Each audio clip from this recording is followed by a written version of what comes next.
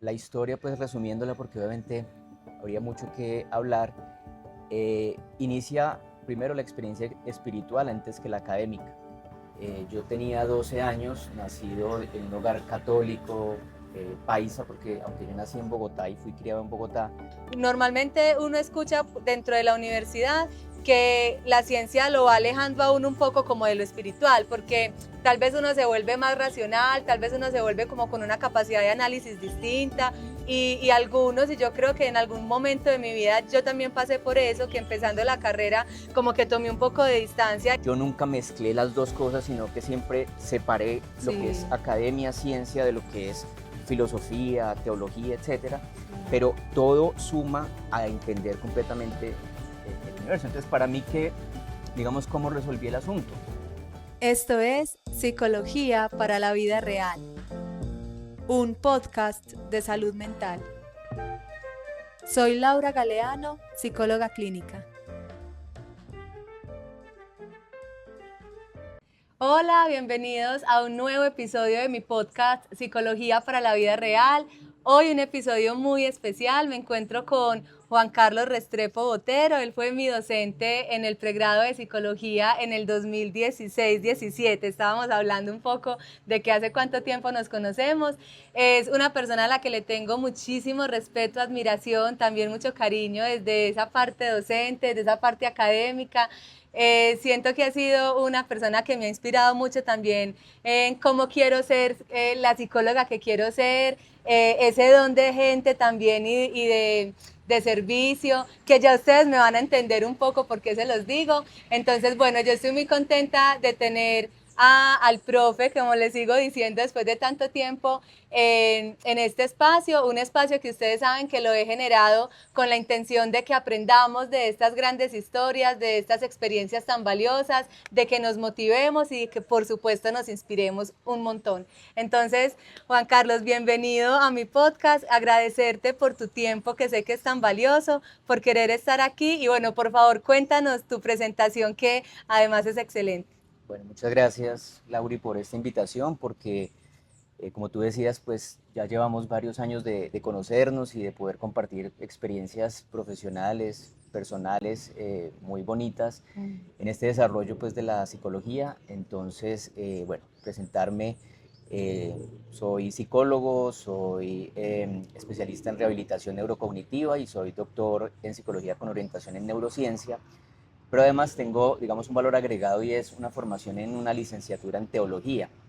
Entonces eso me ha permitido también transitar en estos dos escenarios del conocimiento, no solamente desde lo intelectual, sino pues por supuesto desde mi vivencia espiritual, que seguramente también vamos a hablar un poco en este espacio. Claro que sí, que además es una combinación que siempre, de hecho, profe, cuando estábamos en la universidad lo mencionábamos con los compañeros desde el respeto, por supuesto, pero era una admiración por entender ese equilibrio que tú tenías de entrada con lo profesional, que además pues te consideramos súper teso, y también con el tema espiritual, que ya lo hablaremos un poco. Empecemos, profe, a hablar un poco de esa historia. Primero fue teología, primero fue psicología. ¿Cómo fue en tu experiencia académica ese desarrollo? Bueno, digamos que la historia, pues resumiéndola, porque obviamente habría mucho que hablar, inicia primero la experiencia espiritual antes que la académica. Yo tenía 12 años, nacido en un hogar católico, paisa, porque aunque yo nací en Bogotá y fui criado en Bogotá, mi familia es de un pueblo cerca a Manizales que se llama Aranzazu Caldas, entonces obviamente toda la tradición de crianza fue paisa. Eh, digamos, viví en Bogotá, pero el desayuno era la arepa, el huevo, todo. Entonces, Claro. digamos que de Bogotá pues tengo todo lo que es la crianza, pero no tanto como esos asuntos más familiares íntimos de casa. Y en ese sentido pues también la tradición católica pues estuvo muy presente, de una familia católica, practicante, de ir cada 8 días a misa, de rezar incluso antes de acostarnos, de ser coherentes, porque vengo pues de una familia afortunadamente unida, ejemplo, practicante en los principios pues del cristianismo, pero yo siempre sentía que algo faltaba y entonces en ese sentido cuando iba a las misas los fines de semana, los domingos, sentía que algo faltaba, pero no sabía pues explicar cómo era eso. Ok, Alguna vez, estando en Bogotá, tenía 12 años, una tía y un primo que eran cristianos fueron a Bogotá ok. y entonces mis papás les dijeron, bueno, recen, pues como estábamos acostumbrados y siempre alguien rezaba una oración, el Dios te salve, la Ave María, el Sí, Padre Nuestro, y yo estaba esperando pues la oración para seguir, ¿cierto? Repitiendo la oración que el que estaba liderando la oración pues iba a hacer. Pero mi sorpresa fue que no rezaron algo que yo me supiera, mm, sino que empezaron fue a hablar con Dios. Y eso para mí fue como motivo de sorpresa, mm, porque sin saberlo sentí que eso justamente era lo que estaba necesitando y lo ok, que me estaba haciendo falta, esa relación personal con Dios de una mm, manera distinta. Y en ese momento eso fue lo que entendí, que más allá de una religión, si es catolicismo, cristianismo, en fin, en últimas es una relación personal con Dios y eso fue lo que experimenté.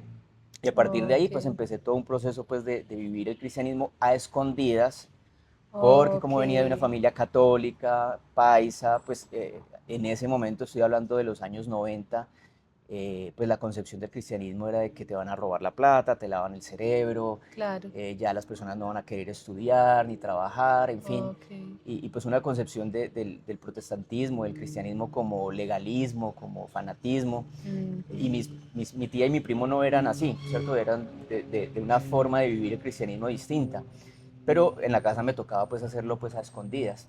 claro, Pues tanto que yo me acostaba, mis papás se levantaban a ver si ya nos habíamos dormido y yo tiraba la Biblia debajo de las cobijas para que no se dieran cuenta. O sea, cosas como ok, esas y esconder libros, música, bueno, muchas cosas. Y así viví durante mucho tiempo hasta que ya finalmente les dije a mis papás que pues no iba a seguir más yendo a la iglesia. Ellos incluso hablaron con un sacerdote en el colegio porque yo estuve en un colegio católico, católico, jesuita. Y bueno, y ahí vino como todo un proceso hasta que me fui, después de que me gradué, me fui para Inglaterra, estuve un ok, año, país protestante, pero protestante nominal, así como ok, Colombia católico, pues de alguna manera, eh, como digo, la religión no es la que hace la sí. relación, ¿cierto? Con Dios. Entonces, pero allá pues conseguí una iglesia, me congregué en esa iglesia y empecé pues a vivir una experiencia de fe diferente. Y lo que estudiabas, profe, en Inglaterra fue Inglés, o sea, me fui a estudiar inglés, inglés, ok, sí, me ok, fui a estudiar inglés, estuve un año en Inglaterra estudiando inglés y ya regresé. Ya cuando regreso, pues empiezo a estudiar ingeniería eléctrica en la Universidad de los Andes, hago 3 semestres, pero ya estando estudiando esos 3 semestres, yo decía, bueno, me gusta, pero no me proyecto allá. ok. Y yo no sé si tú te acuerdas que yo comenzaba las clases diciendo, bueno, aparte de que se presentaran, ¿qué se veían haciendo cuando se graduaran? Sí, sí, sí, ¿Cierto? siempre Yo nos les preguntabas. pedía, ¿por qué? Porque es una pregunta como muy importante que le ayuda a uno como a orientarse y a decir, bueno, si voy por el camino que me estoy proyectando o no. Y cuando yo me proyecté y dije, bueno, yo me veo como ingeniero, mi respuesta es no, yo no me veo por este lado. Y ahí fue cuando empecé a buscar otras opciones y apareció la psicología como una opción. Ok. Entonces ahí pues también el reto fue hablar con mis papás, me voy a cambiar de carrera, bueno, todo Claro, qué eso. cambio tremendo Pero de bueno, ingeniería a afortunadamente psicología. lo supieron entender y me apoyaron y ahí pues ya hice el cambio también de universidad. Ya pasé de estudiar en los Andes y me pasé a estudiar a la Javeriana. Entonces ahí fue Ok. donde empecé el proceso de estudiar psicología y paralelamente, pues en la iglesia en la que me congregaba, Casa sobre la Roca, empecé a estudiar la licenciatura en teología. Entonces justo Ok. coincidió primer semestre de una y de otra, entonces fui haciendo las dos formaciones paralelamente. Profe, aquí me surge una pregunta que creo que eres pues de la persona más indicada para ayudarnos con esto, porque muchas personas cuando conversamos del tema de lo espiritual y lo científico, llegamos, como no lo vivimos de pronto de tal manera, a veces no entendemos como cuáles son esos límites o la manera de poderlo como vivir.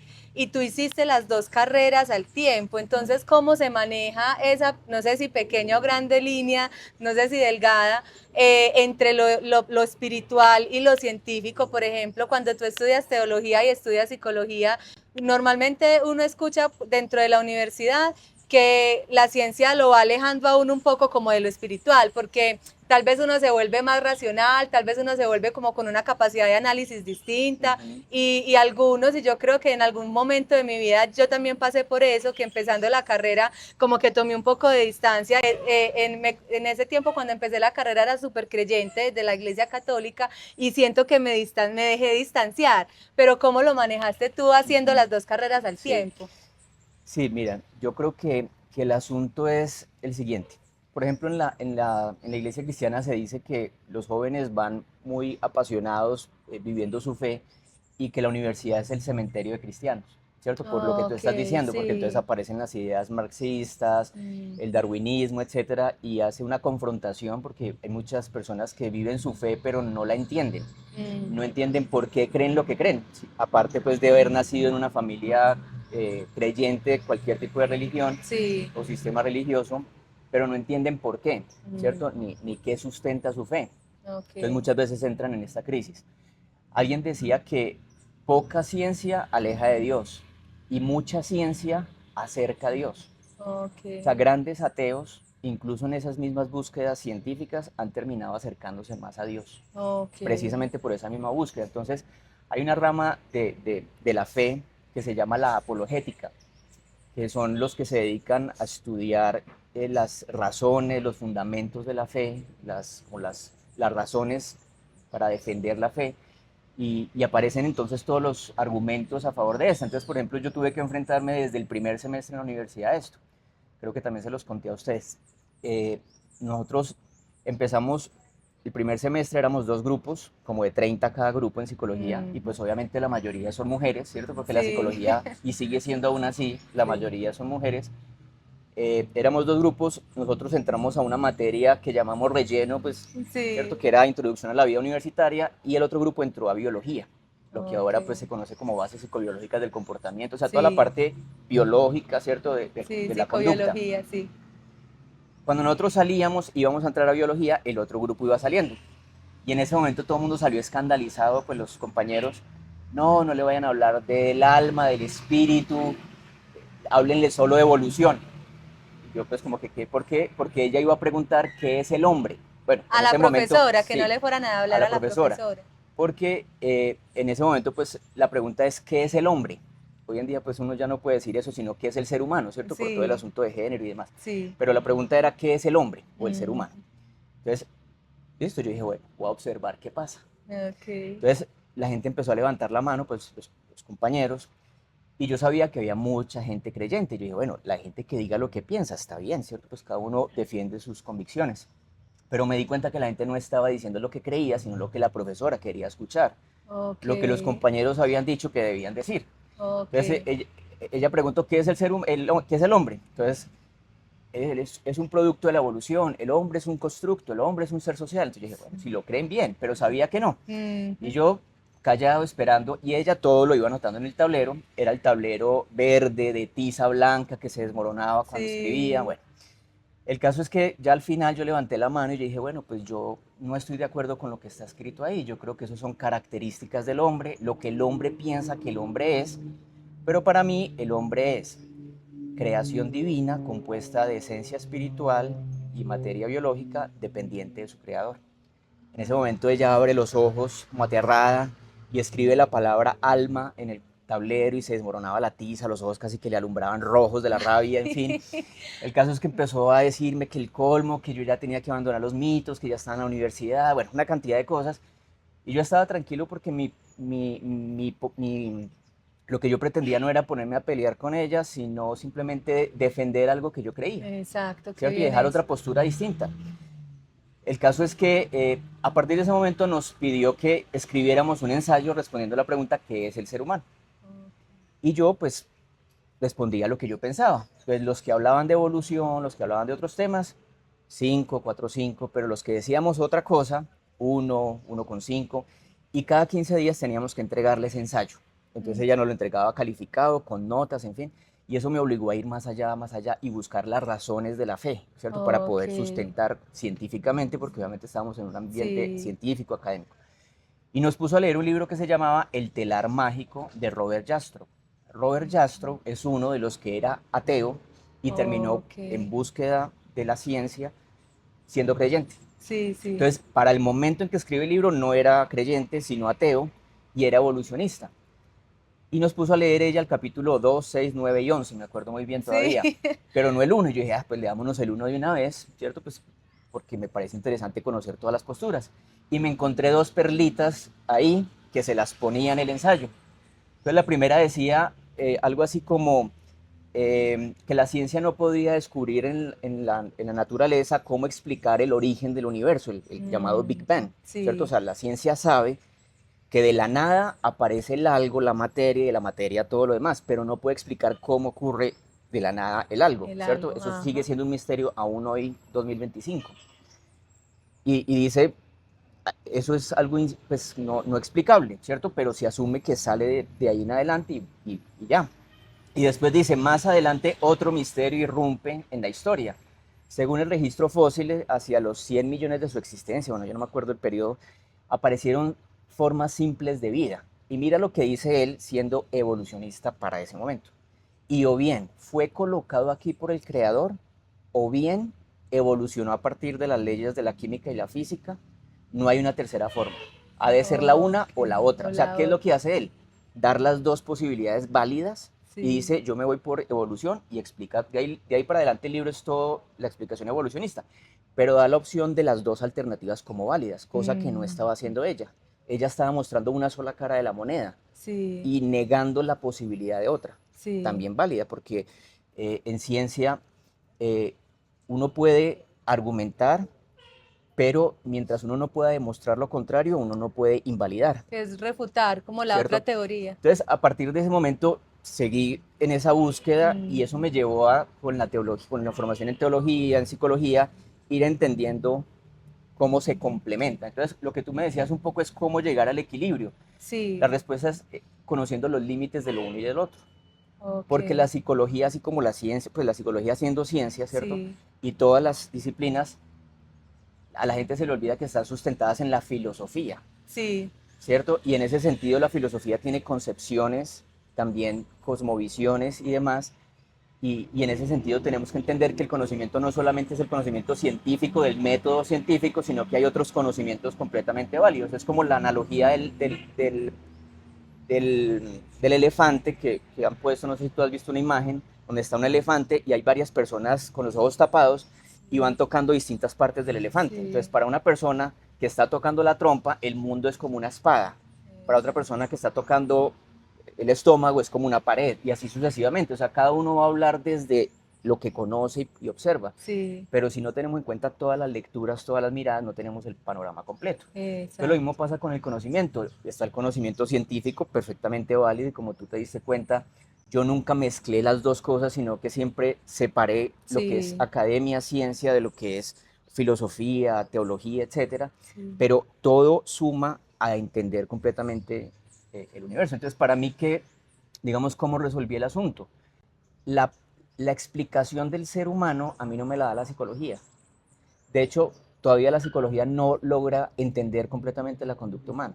mm, Hay muchas teorías y muchas sí, posiciones y muchas formas de aproximación. sí, A mí la cosmovisión y la visión antropológica me la da el cristianismo, pero las herramientas para apoyar, para ayudar al ser humano, me las da la psicología también. Entonces ahí es ok, donde se pueden integrar las dos asuntos.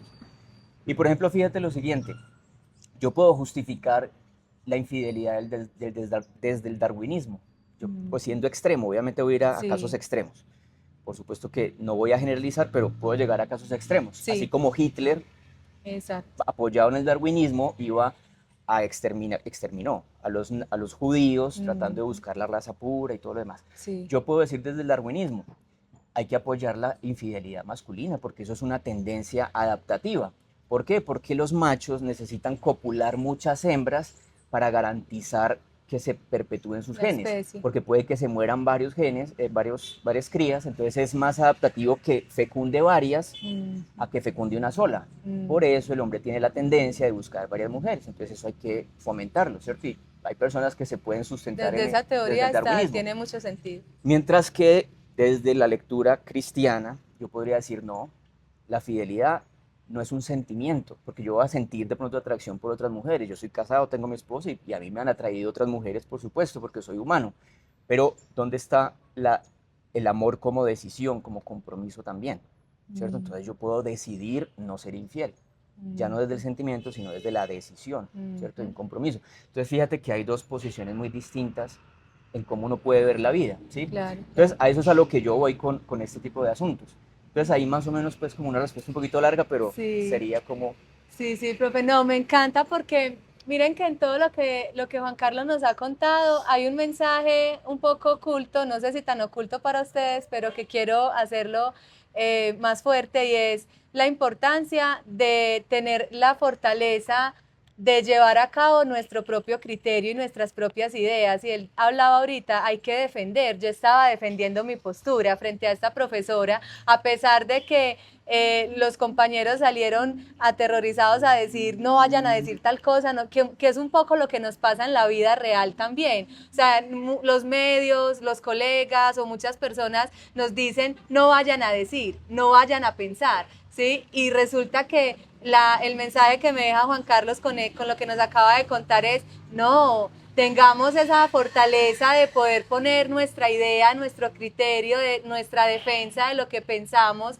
y un poco también ayudémonos con la búsqueda de cómo fortalecer esos argumentos, porque él no se quedó solamente desde lo que en ese momento, en ese primer semestre, de lo que pensaba de que era el ser humano, sino que empezó una búsqueda más desde lo académico y desde lo científico. Y miren qué importante cuando nos permitimos creer sobre todo en lo que creemos nosotros, ¿cierto? Sin dejarnos llevar un poco de tantas temas del ambiente, de la moda, de lo que ahorita está pues lo más actual. Creo que es como seguir ese principio, profe, qué importante y qué valioso ese mensaje. Bueno, continuemos con esta evolución de tu carrera. Terminas psicología entonces y terminas teología al mismo tiempo, me imagino. Sí. ¿Cómo empieza tu vida profesional ya como psicólogo y teólogo? Bueno, ¿en qué momento? Sí, bueno, digamos que también empieza a darse de forma paralela. Entonces yo me gradúo como teólogo pues antes porque era 4 años, sí. Obviamente la psicología 5, y cuando me gradúo a mí me contratan como profesor del Instituto Bíblico. Entonces empiezo, inicialmente mi docencia fue en la iglesia, en la escuela pues teológica. Entonces, por ejemplo, había un curso que se llamaba Fenomenología de la Religión, me lo dieron, Psicología de la Religión, Ética, entonces esos cursos, Metodología de la Investigación, porque también había cursos de investigación, entonces esos los dirigí. Y antes de graduarme, una semana antes, me contratan en un colegio, como psicólogo del colegio, de colegio privado, y empiezo a trabajar allá. Y ese fue entonces también otro momento muy interesante porque a mí me gustaba la psicología, pero todavía no tenía claro en posgrado por dónde me iba a ir, ¿cierto? Ya había tenido la oportunidad de haberme graduado y haber hecho mis prácticas. Un año la hice en los consultorios de psicología de la Javeriana, estuve un año allí, y el otro año me fui para Miami a hacer la práctica en neuropsicología. Entonces estuve un año con el doctor Jorge Herrera Pino en el Neurobehavioral Institute of Miami, estuve allá un año. Una experiencia muy interesante porque aprendí todo el tema de la rehabilitación neuropsicológica que él hacía, porque era muy novedoso para esos años, estoy hablando del año 2003, 2004. Y él trabajaba no solamente allí, sino también en un colegio y en un hospital. Entonces, digamos que fue un trabajo pues también como muy interesante. Sí. Entonces, allá pues tuve mi formación de especialización en rehabilitación neurocognitiva que les estaba contando, y ya me vine para Colombia nuevamente y allí empecé a trabajar pues en el colegio que les cuento. Estuve 2 años y empecé a tener una realidad que me empezó a desbordar, porque para ese momento yo no tenía tan claro lo que hoy en día tenemos más claro, y es que el psicólogo educativo no es un psicólogo clínico dentro del colegio. Yo asumí que tenía que atender a todos los niños y solucionarles los problemas, entonces me sentía abrumado porque la demanda era mucha, a pesar de que era un colegio muy vanguardista, porque en el equipo había fonoaudiólogo, terapeuta ocupacional, psicólogo, o sea, había un equipo interdisciplinario muy interesante, pero no dábamos abasto. Entonces eran muchos casos de muchas necesidades y me sentía pues frustrado. Me sentía frustrado. Entonces yo orientaba educación sexual, orientación profesional, pues la atención a los casos, bueno, como varios de estos proyectos. Y me acuerdo mucho algo que nunca se me va a olvidar, y es que alguna vez estando en un aula de clase como tratando de apoyar a una maestra, en ese mismo salón había una chica con síndrome de Down y un chico con capacidades excepcionales. O sea, estaban los dos extremos, pues, más todo el grupo, ¿cierto? Un grupo de, no sé, 20 o más chicos. Y empiezo a cuestionarme como este asunto de la inclusión, ¿cierto? Porque pues uno escucha la inclusión y que pues todos deben estar en el mismo lugar y las mismas oportunidades, y decía, tan complicado para un maestro tener que atender tanto al grupo como a la chica, ¿cierto? Que en ese momento se Mm, llamaba necesidades educativas especiales, ahora hablamos de neurodivergencia, en fin, neurodivergencia.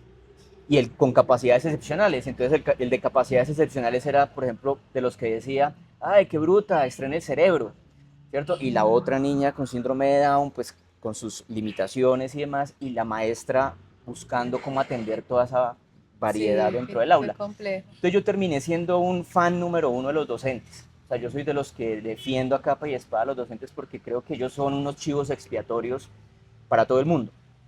Para el estudiante la culpa es del maestro.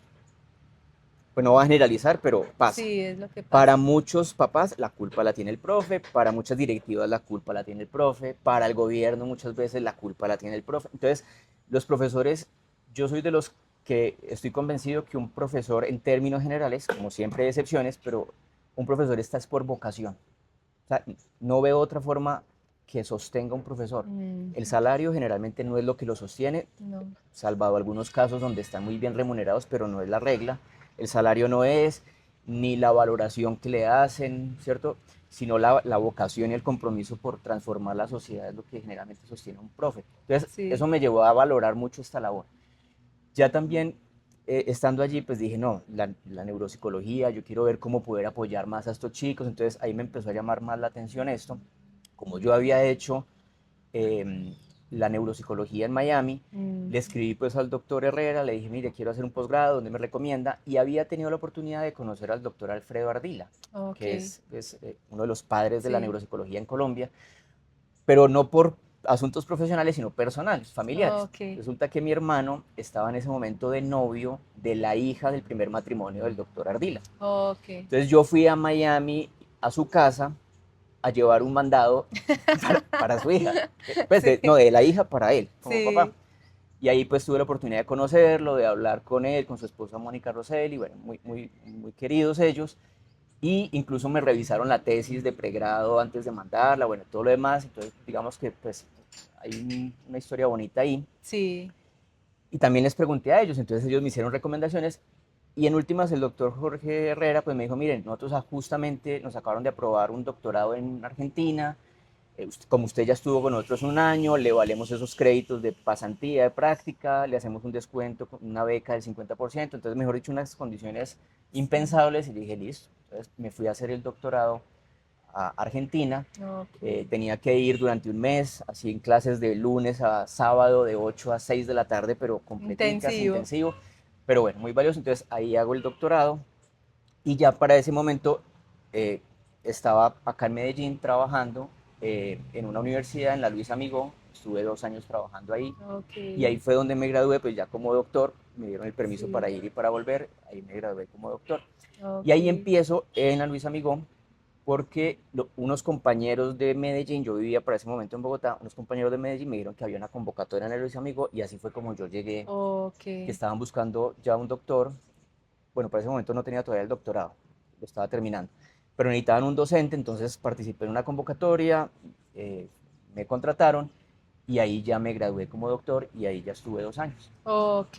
O sea que ya viviendo y ya ya viviendo acá en Medellín. todo en Medellín. Ok. Exactamente. Profe, metamos acá un poquitico el tema familiar. En ese proceso ya tenías tu familia, ya Ok, estabas casado, ¿cómo listo. fue? Bueno, pues para ese momento pues vivía con mis papás y mis hermanos Sí. en Bogotá. Ok. ¿Y qué pasó? Entonces vuelven las historias personales. Mi hermano había estado 6 meses o un año viviendo acá, él es ingeniero civil Sí. y había estado aquí en Medellín viviendo y también siendo cristiano él, porque no les había contado ese pedazo, después de que yo me convertí al cristianismo, ya después mis papás también y mis hermanos, todos Ah, qué también bien. Ok. se convirtieron al cristianismo. Y entonces mi hermano viviendo acá, a la iglesia a la que iba acá, conoció pues a una chica, muy amigos, se hicieron muy amigos y alguna vez ella fue a Bogotá pues a visitar y la conocí y ahí pues nos gustamos y empezamos a tener una relación Mm, a distancia porque ella vivía acá, yo vivía en Bogotá, claro. entonces era de ir, venir, ¿cierto? Ujú. Y ya pues las cosas pues estaban como ya volviendo más serias, entonces dijimos, bueno, que uno de los dos se traslade a la ciudad del otro, pues yo veía Ok. más fácil, ella se había graduado como ingeniera de producción de AFIT, pues me parecía más factible que ella se fuera para Bogotá, más oportunidades Ok. laborales, ¿cierto? A que yo me viniera. Sí. El caso es que cuando en el doctorado aparece esta oportunidad, yo digo, bueno, ¿por qué no? ¿Cierto? Pues finalmente son mis Ok. raíces paisas, pues, Sí. y tengo familia pues aquí en Medellín, como ya les contaba, entonces dije, bueno, pues veamos la oportunidad y así fue, me vine para Ok. Medellín. Y ya estando en Medellín, pues conocí a quien es ahora mi esposa, porque no, o sea, el día que me contrataron, que me dijeron que me aceptaban, ese día terminé con mi novio, pues con esta chica Ok, que les digo. sí. Y ya después del tiempo fue que conocí a quien es ahora mi esposa. Y Ok. ya entonces ya viene pues como todo el proceso de consolidación pues familiar, tengo un hijo de 12 años y Sí. bueno, y es empezar también en el equilibrio de ser docente y de equilibrar el asunto familiar, porque obviamente ser profe, no solamente de colegio, sino también de universidad, pues demanda mucho tiempo y pues más Claro, cuando uno le mete como la ficha al asunto, claro, porque yo claro. soy de los que cree, como te decía, que la docencia es un asunto de vocación. Sí, total, total. Profe, quisiera aprovechar un poco para que las personas que nos estén escuchando y que nos estén viendo les quede un poco claro el concepto de neuropsicología, Mm. porque este es un espacio que puede ver cualquier persona, ¿cierto? No solamente estudiantes de psicología o colegas, sino cualquier persona y qué rico que profundicemos un poco en esa diferencia, entonces, psicología y entonces la neuropsicología, que Mm. ya sabemos que es una rama, pero entonces ¿a qué se dedica con Ok. mayor profundidad, por favor? Bueno, entonces la psicología pues se dedica al estudio de la conducta humana en términos pues más generales. La Sí. neuropsicología pues se deriva un poco de ella, pero también bebe de la neurología, pues de todas las neuros, Ujú, ¿cierto? ujú. Que las soportan.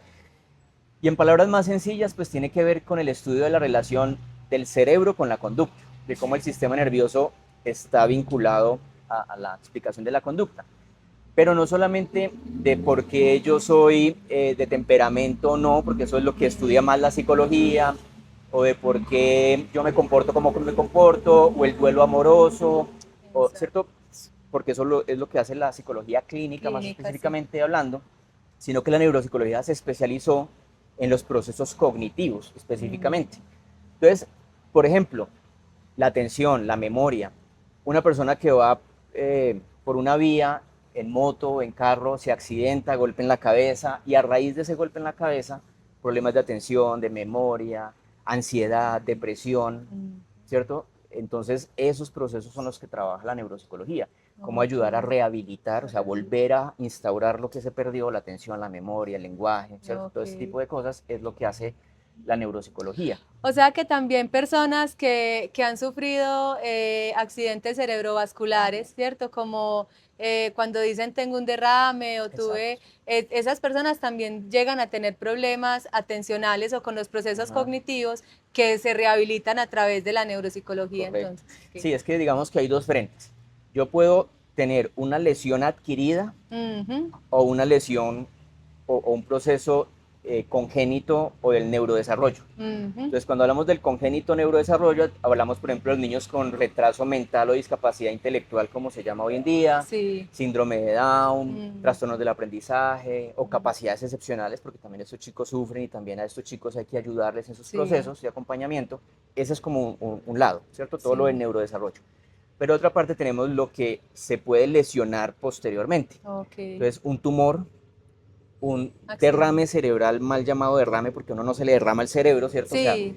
se llama accidente cerebrovascular, o sea, se tapona una vena, una arteria, o se rompe, ¿cierto? Por eso es que se llama derrame. Mm, Entonces, eso también puede producir problemas de atención, de memoria, o también una infección, o también epilepsia. Entonces, hay muchos asuntos que pueden generar esos problemas, o el traumatismo craneoencefálico, que es lo que les hablaba del golpe en la cabeza. Entonces, ¿qué es lo interesante aquí? Donde la neuropsicología empezó a ganarse una posición con el neurólogo. mm, Pues imagínense que la neuropsicología empieza a encontrar que los test psicológicos ayudan a entender el funcionamiento cerebral. O sea, ok. los test que inicialmente se diseñaron para la psicología, muchos de ellos permitieron entender cómo funcionaba el cerebro internamente. Mm, Entonces, por ejemplo, una persona con un accidente de tránsito, ¿para dónde se va? Pues para el hospital, ¿cierto? Pues uno no busca un neuropsicólogo, uno busca el mm, hospital, ¿cierto? La atención clínica. Entonces, le hacen el TAC sí, y lo que le dice muchas veces el neurólogo es, a usted no le pasó nada, usted está bien. Se va para la casa, pero este paciente termina diciendo, pero tengo problemas de atención, tengo problemas de memoria, mi estado anímico ya no es el mismo, tengo exacto. ansiedad, tengo depresión, estoy irritable, ¿cierto? La familia lo empieza a notar. Y ahí es cuando el neuropsicólogo aparecía en escena a evaluar su atención, su memoria, su Mm, lenguaje, etcétera, y decía, mire, sí, en los test se identifican que tiene afectada la atención, ¿cierto? No está teniendo un desempeño como lo que se espera para su edad, para su nivel educativo. Entonces, con estos test le decía al neurólogo, vea que sí tiene un problema, tiene una lesión cerebral. Y le decía, vea, es más, este paciente tiene una lesión cerebral en el hemisferio izquierdo, en la zona frontal.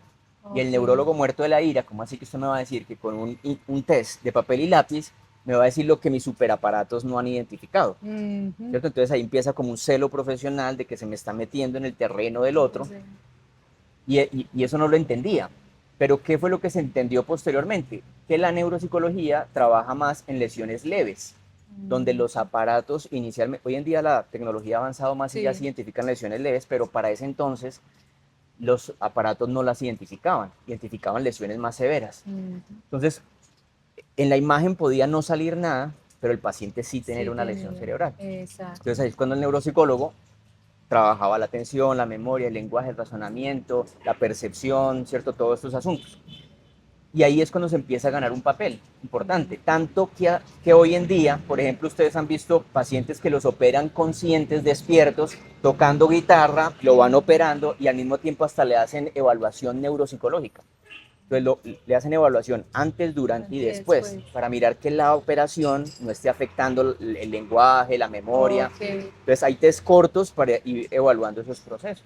Es muy interesante cómo la neuropsicología pues se ha ganado una posición. Sí, yo estoy aquí súper feliz, sabiendo que esta información que ustedes están recibiendo, pues la están recibiendo de la persona que para mí es la más idónea que nos cuente este tema de neuropsicología. Profe, ¿en qué estás ahorita? ¿Estás entonces como docente del Instituto Tecnológico? Sí, bueno, yo estoy trabajando en este momento para el Tecnológico de Antioquia, una institución universitaria. Estoy tiempo completo, sigo pues con cursos de neuropsicología, de bases psicobiológicas del comportamiento. Entonces, por ejemplo, ahí ya no solamente hablo de la teoría darwinista, que por supuesto es una teoría válida, sino también la otra cara de la moneda científica, ¿cierto? Por ejemplo, la teoría del diseño inteligente que no se habla, no se muestra, que también es una teoría científica. Bueno, entonces muestro las dos caras de la moneda y hago lo que me parece que uno debe hacer y es mostrar las caras de la moneda y que la gente sola decida qué lo convence más, dónde encuentra mayor sustento, porque en últimas la decisión la toma cada uno, o sea, no hay una prueba absoluta. Total.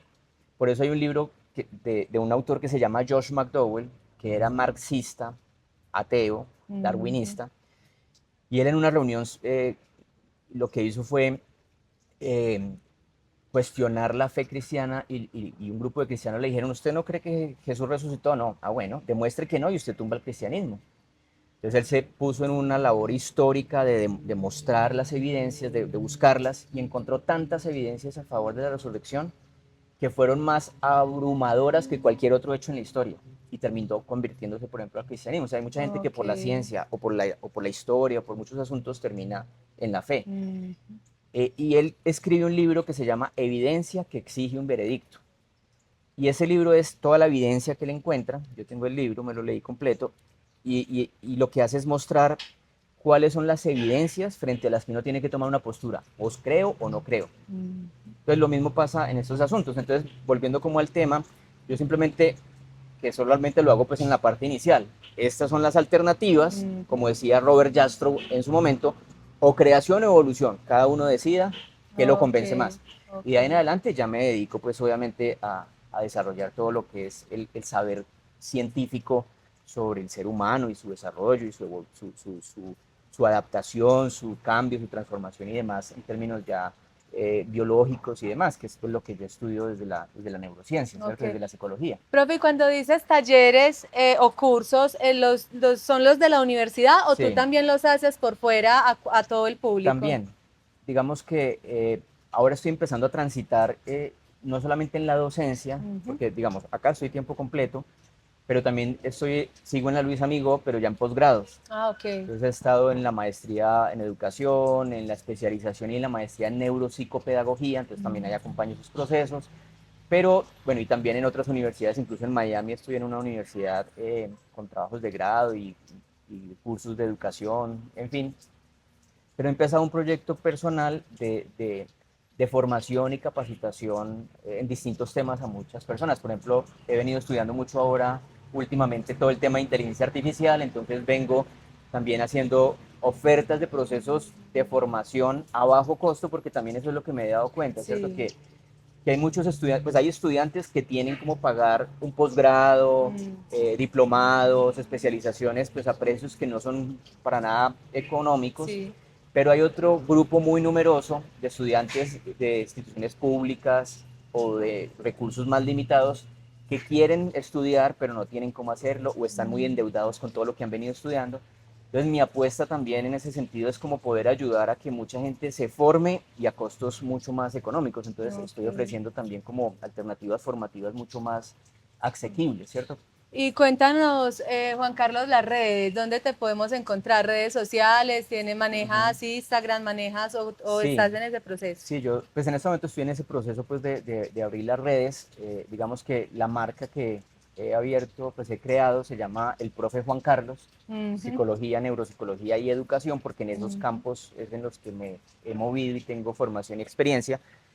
Entonces ya tengo el dominio de la marca, estoy montando la página, tengo pues el Instagram que ya también abrí y estoy empezando pues como a moverme ya para empezar a ofrecer como todos esos servicios formativos para personas, pero no solamente formativos, sino también de, por ejemplo, con toda la experiencia investigativa al ser doctor, que ese era otro tema interesante Sí, de sí, la sí. diferencia entre especialización, maestría, doctorado, cuándo hacerlo uno, cuándo hacerlo otro, ¿cierto? Que Exacto, ahorita les sí. cuento eh, de cómo ayudar a estudiantes, por ejemplo, que tienen problemas con la redacción.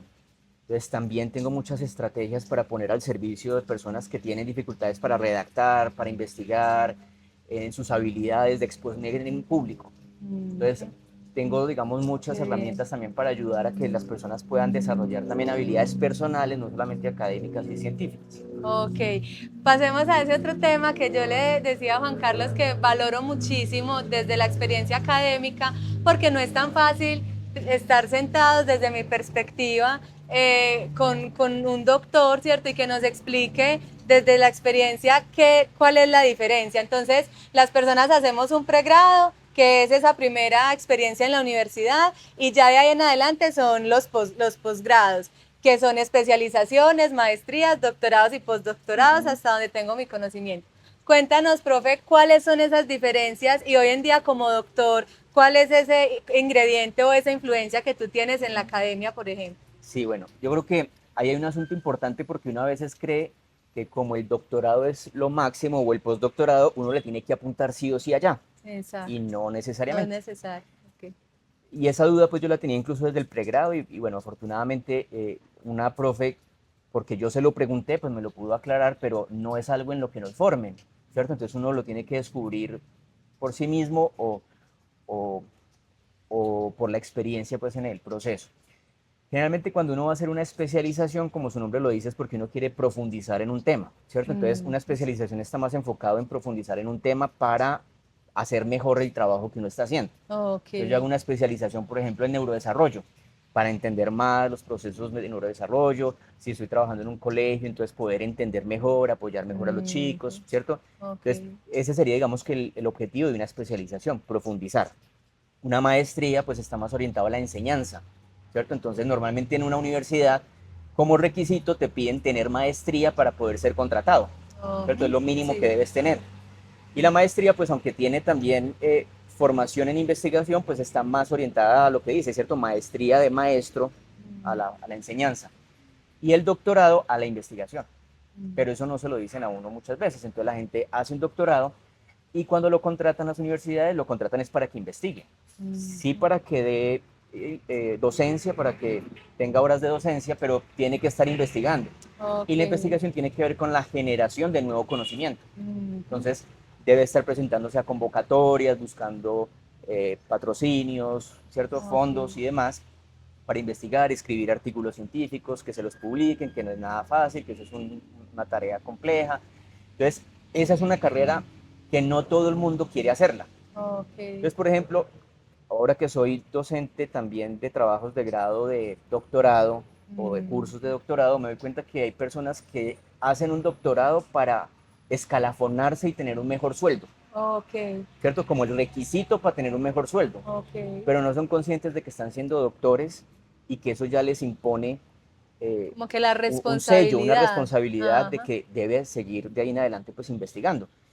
Claro, si se quedan en el sector educativo como docentes, por ejemplo, en un colegio, pues en un colegio pues si es público, ¿cierto? Porque un privado pues generalmente no reconoce Mm. esa titulación, pero si es público, te ascienden al escalafón y tienes unos privilegios en ese sentido, pero si te contratan en una universidad, te contratan es para que investigues.